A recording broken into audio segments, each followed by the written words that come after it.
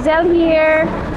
Zel Moto V for short. So, nandito tayo ngayon sa Honda Safety Driving Center. Malaking thank you sa Honda kasi isa kami sa exclusive na kanilang pina-test drive ng all-new Honda Beat. Ang masasabi ko is very, very light. For new beginners, very good choice ito.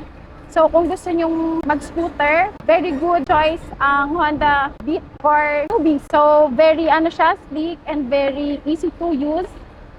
And also, kung matatry nyo siya, yung suspension niya, very good. So, kung bumpy roads ang dadaanan nyo, wala kayong problema. Very nice yung combi brakes nito. If ever gusto nyo matest ride to and other Honda motorcycles, open ang Honda Safety Driving Center for from 4 wheels, big bikes, small CC, and big CC motorcycles. Honda, number 1.